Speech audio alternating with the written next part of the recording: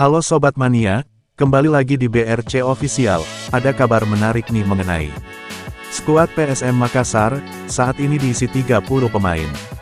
9 diantaranya memiliki peran ganda, atau bisa bermain dua posisi. Mereka adalah Akbar Tanjung, Dava Salman, Sultan Zaki, Zaki Ashraf, Ricky Pratama, Rizky Eka Pratama, Mufli Hidayat, Karel Ik dan Lukas Dias. Dengan pemain tersebut, PSM Makassar sangat diuntungkan. Utak-atik strategi bisa dibuat sang pelatih, Bernardo Tavares. Akbar Tanjung berposisi asli sebagai gelandang bertahan, bisa bermain sebagai bek tengah. 2 musim terakhir, Akbar Tanjung diplot sebagai bek tengah kalau ada pemain di posisi tersebut absen. Hal ini tak lepas dari kemampuan membaca permainan dimiliki pemain nomor punggung 45 ini. Kemudian Dava Salman, berposisi bek sayap kanan, bisa dimainkan sebagai bek tengah. Tugas ini mulai diemban Dava Salman musim lalu. Berulang kali, ia diplot mengisi bek tengah, ketika Yuran Fernandes atau Aloisio Neto Soares absen. Lalu Sultan Zaki, notabene-nya bek tengah, dapat didorong sebagai gelandang bertahan. Pemain berusia 18 tahun ini, punya ketenangan untuk keluar dari tekanan. Sultan Zaki juga bisa mengalirkan bola ke depan, dengan long pass-nya yang akurat. Selanjutnya, Zaki Ashraf, Mufli Hidayat, Rizky Eka dan Karel Ik, berposisi penyerang sayap. 4 pemain ini, dapat dimainkan sebagai bek sayap. Pasalnya, mereka punya kecepatan, dan determinasi tinggi. Apalagi, posisi penyerang sayap dan bek sayap, tak jauh berbeda tugasnya. Dituntut menyerang dan bertahan, sama baiknya. Untuk Zaki Ashraf, selain bisa sebagai penyerang sayap dan bek sayap, pemain berusia 22 tahun ini, bisa sebagai gelandang bertahan.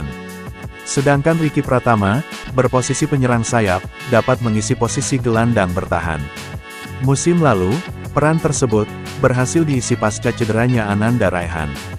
Terakhir, Lukas Dias, berposisi penyerang sayap, dan gelandang serang. Sebagai penyerang sayap, ia mengandalkan kecepatan dan skill olah bolanya, untuk menusuk ke kotak penalti. Jika dimainkan sebagai gelandang, Lukas Dias lebih sebagai gelandang pendobrak, dibandingkan kreator serangan. Umpan-umpan trupasnya, memanjakan lini depan. Lukas Dias sendiri, tak mempersoalkan akan ditempatkan sebagai penyerang sayap, atau gelandang serang. Ia menyerahkan sepenuhnya kepada sang pelatih, Bernardo Tavares. "Saya akan bersiap, dengan apapun yang akan ditugaskan," ucap mantan pemain Utaitani ini, beberapa waktu lalu. Pengamat sepak bola, Basri Badusalam mengatakan, kalau dalam satu tim, pelatih punya pemain bisa main 2 hingga 3 posisi, itu sangat luar biasa.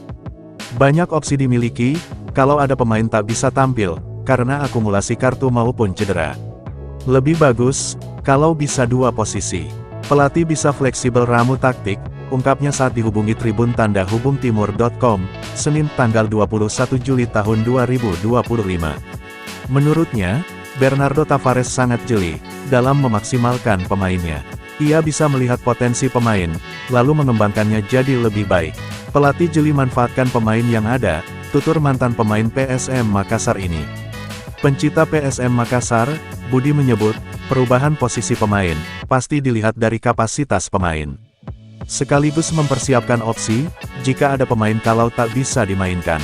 Jadi ada opsi pemain lain, yang bisa menutup. Dalam mengarungi kompetisi yang panjang, tak boleh ada posisi kehabisan stok pemain, sebutnya. Nah itu dia sobat untuk update kabar hari ini. Bagaimana pendapat kalian sobat? Tulis pendapat kalian ya sobat, dan jangan lupa like, komen dan subscribe.